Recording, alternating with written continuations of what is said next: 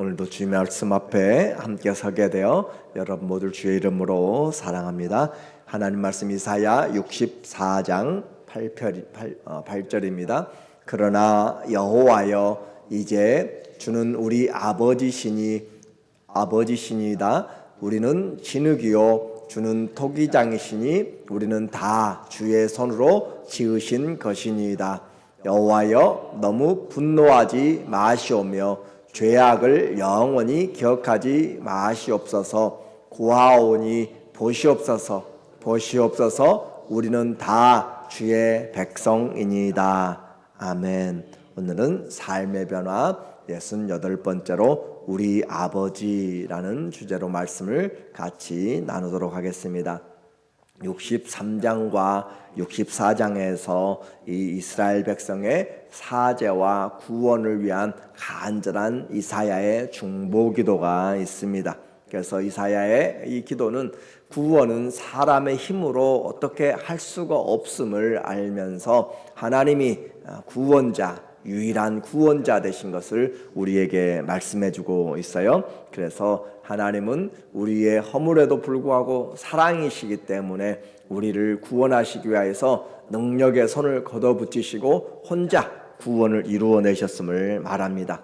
심지어는 그들의 조상도 아브라함도 또 이삭도 야곱도 아무도 그들을 도와줄 수가 없었고 관심도 없지만 그러나 하나님만이 그들을 위하여서 끝까지 구원을 이루시는 결코 잊지 않는 구원자이심을 우리에게 강조하고 있어요. 그래서 우리의 구원은 오직 천지를 지으신 하나님, 우리를 사랑하신 그 구원자로부터 이루어진 것을 말씀하게 됩니다. 그래서 이사야는 이어서 계속적으로 하나님의 큰 권능의 손을 우리에게 베풀어 주시도록 기도하고 있어요. 1절에 보니까 원하건대 주는 하늘을 가르고 강림하시고 주 앞에서 산들이 진동하기를 불이 섣불 사르며 불이 물을 끓임 같게 하사 주의 원수들이 주의 이름을 알게 하시며 이방 나라들로 주 앞에서 떨게 하옵소서. 주여 구하온 하나님께 구하오니 원하는데 하나님이 하늘을 가르시고 더 정확하게는 하늘을 나누시고 찢으시고 하늘을 찢으시고 하늘을 열고 그 말이죠. 하늘을 찢으시고 강림하사 마치 그들을 출애굽할 때 하나님이 만나주신 것이잖아요. 하나님께서 그들에게 함께 하셔서 시내산에 강림하시고 빽빽한 구름 가운데 어둠 가운데 나팔 소리 가운데 불 가운데 하나님이 임하심으로 온 천지가 떨며 진동되었던 것처럼 하나님께서 강림하시고 주 앞에서 산들이 진동하기를 산들도 다 두려워하고 모든 동물들도 사람들도 그 산에 오르지 못하게 할 정도로 위대하신 하나님이 임하신 장면을 기억하는 거죠. 불이 섭을 사르며 불이 물을 끓음 같게 하나님께서 원수들을 주님께서 대적해 달라라고 그렇게 하는 거예요. 그래서 백성들은 이 창조주 하나님의 그 은혜를 그들은 기억하면서 이 시대에도 하나님의 도움만이 필요합니다. 정말 간절하며 절박한 것이죠. 하나님이 하늘을 찢고 내려오시도록 그렇게 구하는 간절함, 절박함, 기도는 그냥 하는 것이 아니라 오직 하나님께 도움이 있다라고 할 때 우리의 진정성이 나타나는 것이에요. 하나님께도 하고 사람께도 하고 이것도 해보고 저것도 해보고 하는 그런 옵션 중에 하나가 아니라 기도는 간절한 것이고 하나님만이 우리의 도움이 된다라고 할 때 진정하게 할 수 있는 거예요. 그래서 하나님 앞에는 어떤 나라도 동물들도 사람들도 하나도 설 수가 없습니다. 3절에 보면 주께서 강림하사 우리가 생각하지 못한 두려운 일을 행하시던 그때에 산들이 주 앞에서 진동하여 싸우니 아무도 생각하지 못했고 아무도 창조주가 피조 세계에 강림하실 것을 생각한 것도 기대한 적도 없습니다. 그리고 하나님께서 말씀으로 천지를 지으셨던 보이지 않던 하나님, 선포하셨던 하나님이 정말로 실제적으로 시내산에 강림하신 이 역사적인 하나님의 강림 사건은 나중에 예수 그리스도께서 말씀이시고 영이신 하나님께서 말씀이 육신이 되어 오실 것을 우리에게 예표적으로 보여주는 그런 놀라운 일이죠. 생각하지 못한 일입니다. 주 외에는 자기를 앙망하는 자를 위하여 이런 일을 행한 신을 예부터 들은 자도 없고 귀로 들은 자도 없고 눈으로 본 자도 없었나이다. 이 하나님이 하시는 창조주가 어떻게 피조 세계에 들어올 수가 있는가, 그렇게 하시는 거죠. 이와 같이 하나님이 오셨는데 하나님을 만홀히 여기면 안 되는 거죠. 그와 같이 하나님이 강림하시려면 그들의 마음 가운데 회개가 따라야 됩니다. 회개가 있을 때, 왜냐하면 죄와 하나님은 분리되는 것이고 죄 가운데 하나님은 일할 수가 없기 때문에 그래요. 그래서 죄가 용서되어야 그들에게 하나님이 다시 강림하시고 은혜를 베푸실 수가 있기 때문에 이 이사야는 간절히 하나님의 도움을 구하면서 또 한편으로는 하나님께는 하나님의 도움을, 그리고 백성들에게는 하나님 우리의 죄를 하나님 앞에 고백하면서 회개를, 그렇게 용서를 구하는 거예요. 5절에 주께서 기쁘게 공의를 행하는 자와 주의 길에서 주를 기억하는 자를 선대하시거늘, 하나님이 그 사랑의 은혜를 베푸시는데 우리가 범죄하였으므로 주께서 진노하셨사오니 이 현상이 이미 오래되었사오니, 하나님 앞에 죄를 지은 것이 하루 이틀의 문제가 아니라 고질적이란 말이에요. 반복적이고 습관적으로 이렇게 하나님을 거스리고 불순종해 왔던 것들을 하나님 앞에 이사야가 지금 회개하고 있는 것이죠. 우리가 어찌 구원을 얻을 수 있으리까? 우리의 삶의 형편을 보면 도무지 구원받을 만한 조건과 또 아무런 우리의 공의가 하나도 없음을 지금 이야기하는 거죠. 그래서 하나님은 정말 일하고 싶어 하시고 하나님은 약속에 신실하신데 우리가 죄악이 하나님께 가리워졌습니다 라고 하는 것을 인정하는 거예요. 그래서 우리가 하나님은 선대하시는데 우리는 범죄하였으므로 주께서 진노하셔서 지금 이와 같은 형편에 눌려 있습니다. 형편에 붙잡혀 있습니다. 이 현상이 이미 오래되었어요. 우리의 죄의 고질적인 그런 모습들을 하나님 앞에 고백하는 거예요. 죄는 이렇게 갈라놓았습니다. 죄를 깨달을 때 회개가 되는 거예요. 그래서 주의 거룩하심을 우리가 알지 못하면 성전으로 살아가는 것이 얼마나 중요하고 영광스러운 일인지를 알지를 못합니다.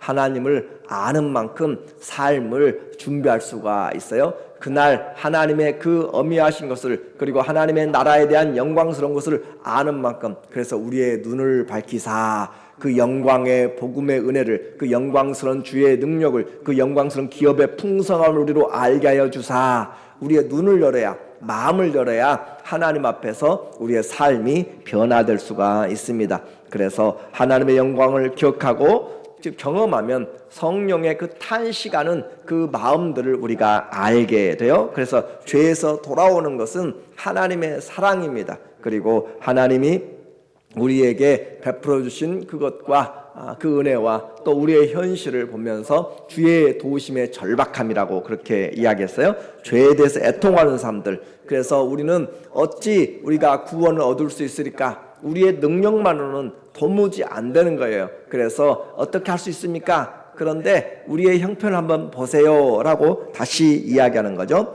6절에 무릇 우리는 어떻게 구원을 받을 수 있습니까? 우리 형편 한번 보세요 라고 하면서 내세우는 것들이 우리의 자랑이 아니라 연약함이죠. 무릇 우리는 다 부정한 자 같아서, 첫 번째로 우리는 다 부정하다. 과거에 이스라엘에게 부정한 것은 부정한 동물들, 짐승들을 먹지 못하게 했고, 나병에 걸린, 문둥병에 걸린 그 사람들은 부정하다. 사람들을 만나면 멀리서부터 입을 손으로 가리고 3번씩이나 자기에게 가까이 오지 못하도록 그렇게 부정하다. 그래, 우리는 다 부정하다. 하나님은 선대하시는데 우리는 다 부정해요. 그 부정한데 가까이 갈 수가 없는데, 또 우리의 의는 다 더러운 옷 같으며, 두 번째는 우리의 의롭다고 하는 선한 것들, 우리 의롭다고 나는 이 정도 했어요, 이 정도 기도하고 일주일에 2번씩 금식하며 11조를 드리고 그렇게라도 할지 모르지만, 그러나 그와 같은 의로움도 다 더러운 옷 같으며, 아주 더러운 옷, 온 먼지와 온 찌꺼기와 온 진흙덩이가 다 묻어서 더러운 그런 옷을 지금 이야기하면서 가까이 할 수 없다라고 하는 것이죠.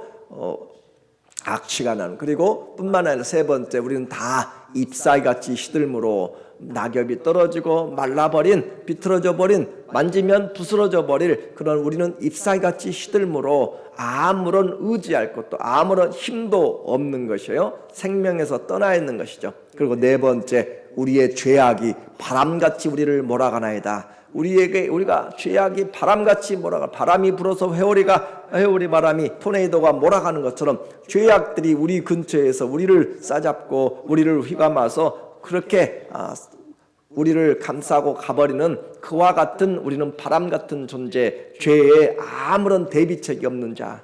자, 이제 한번 우리의 삶을 이사야의 고발을 통하여서 보면 우리가 어떻게 구원 얻을 수 있겠어요? 우리는 다 부정한 자요, 그리고 다 내세울 만한 것 하나도 없는 더러운 찌끼 같은 우리의 인생의 모습들, 그럼에도 서로 내가 낫다, 내가 높다 라고 그렇게 높아지려고 하는 우리의 모습들을 본다면 얼마나 가관일까라고 하는 거예요. 그래서 우리는 하나님을 알면 하나님 앞에서 교만할 수가 없습니다. 우리의 자랑이 아니라 하나님을 알면 그래요. 하나님을 알면 교만할 수가 없는 거예요. 그 광대하신 하나님 앞에, 그 빛이신 하나님 앞에, 그 생명이신 분 앞에서 우리는 아무것도 자랑할 수 없고 오직 무익한 종이라 라고 그렇게 할 수밖에 없고, 오직 내가 있는 것은 주의 은혜입니다. 나의 나된 것은 오직 하나님의 은혜만이 오늘 우리가 이 자리에 있고, 주님의 공의가 옷을 덮어주셨기 때문에, 그리스도의 옷으로 입혀주셨기 때문에 이 자리에 있는 것이지 다 더러운 옷입니다.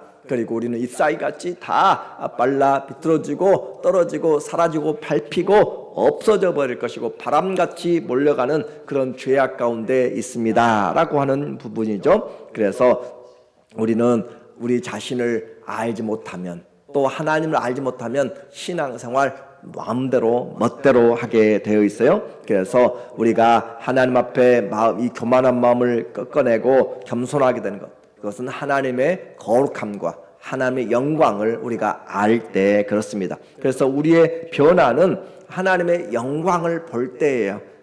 고린도서 3장 18절에 우리가 다 수건을 벗은 얼굴로 거울을 보는 것 같이 주의 영광을 보매 그와 같은 형상으로 변화하여서, 우리가 변하는 것은 옷을 잘 입고 또 헤어를 잘하고 다른 어떤 것들을, 좋은 차를 타고 좋은 옷을 입고 한다고 우리가 변화되는 것이 아니라 하나님의 영광을 볼 때, 하나님 앞에 제대로 섰을 때 그 말이에요. 그래서 우리가 주의 영광을 보매 그와 같은 형상으로 변화해서 주의 영광을 보니까 그 영광스러운 주님이 나에게 손 내밀어 주시고 그 영광의 보좌에서 나를 와서 내 사랑하는 자라라고 그렇게 나를 그 깊은 수렁에서 건져주시고 죄악에서 건져주시고 그 부정한 자리에서 우리를 깨끗하게 해주셔서 새로운 피조물로 만들어주신 그 영광을 보니까 내가 다시 들어가기 싫은 것이죠. 우리의 영혼도 마찬가지. 우리의 영혼이 육체에서 이렇게 벗어나게 되면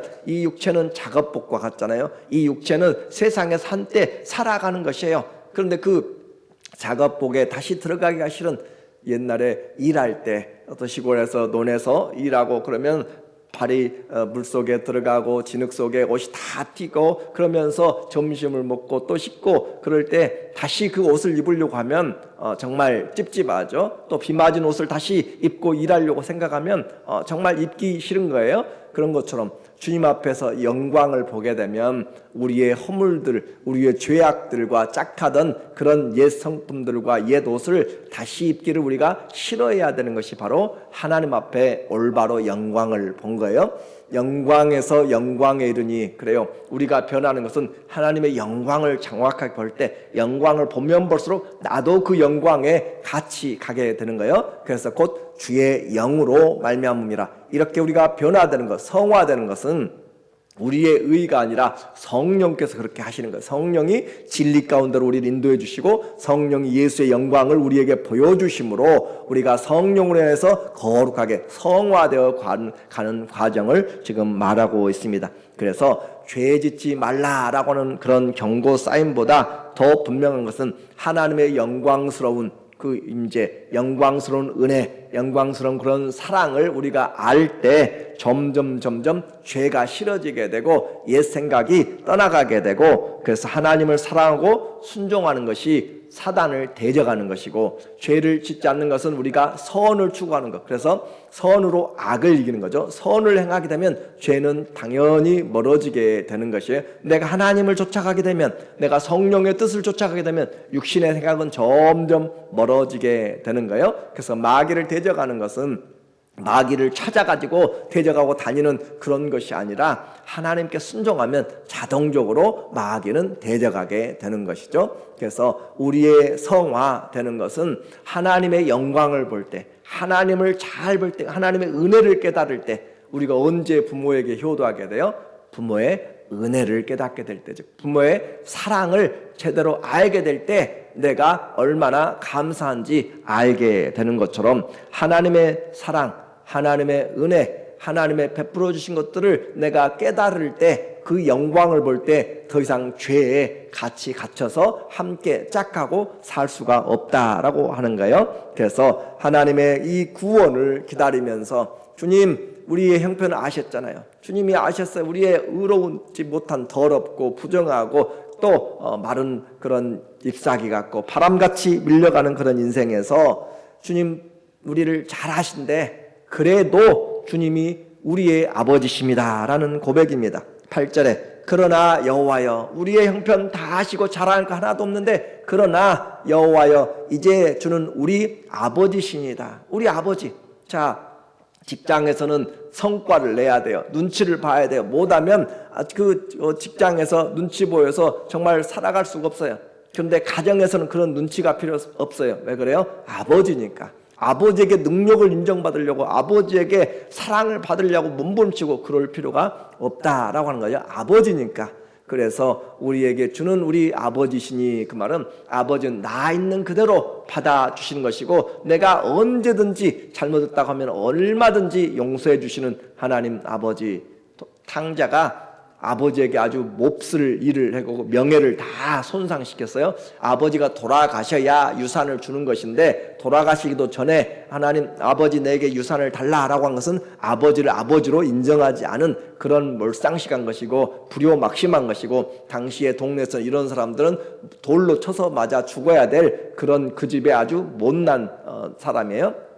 그런데 그에게 다 나눠주고도 다시 돌아올 수 있었던 것은 아버지가 계셨기 때문이잖아요. 아버지의 사랑. 나는 지금 비록 쥐업 열매도 돼지가 먹는 것도 제대로 먹지 못하고 더럽고 방탕하고 허랑방탕하고 아무것도 내세울 거 없지만 아버지가 계시기 때문에, 그런 것처럼 우리를 돌아오게 하는 것, 우리를 신앙생활하게 하는 것은 아버지의 변함없는 그 사랑입니다. 그래서 이사야는 그걸 지금 말하고 있는 거예요. 주는 우리 아버지시요, 우리는 진흙이요 주는 토기장입니다. 하나님이 그 토기장이 마음대로 주물러서 마음대로 만들어서 자기의 임의대로 만들 수 있는 그 주인이에요. 주권이에요.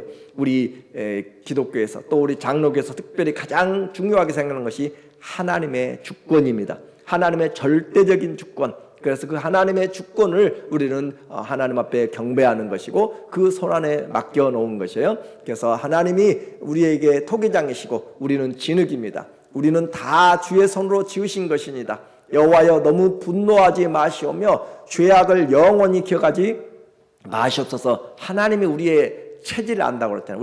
우리가 진흙인 것을, 진토인 것을 하나님이 아시고 먼지 같은 것을 아시기 때문에 너무 우리를 죄악을 영원히 기억하지 마소서. 구하오니 보시옵소서. 보시옵소서. 우리는 다 주의 백성입니다. 자, 우리가 기도할 때 가지고 나가야 될 것이 주님 내가 이렇게 했습니다, 저렇게 했습니다가 아니라 하나님 내가 죄인입니다. 세리의 기도잖아요. 바리새인은 그곳에 서서 아주 그냥 하늘을 우러러보면서 그렇게 내가 이렇게 11조도 하고 내가 이렇게 봉사하고 내가 이렇게 의롭다라고 하는데, 세리는 하늘도 쳐다보지 못하고 가슴을 치면서 애통하면서 얼굴도 들지 못하고 내가 죄인입니다 라고 하는 것처럼 세리가 의롭다함을 얻고 갔느니라 라고 하는 그것은 하나님 앞에 우리가 나가야 될 것이 우리의 공로 하나도 없습니다. 오직 주의 은혜입니다. 주의 은혜로 천국을 가는 것이고 주의 은혜로 주 앞에 서는 것이지, 우리의 일할 수 있는 것, 우리가 섬기는 것, 그래서 은혜의 기회입니다.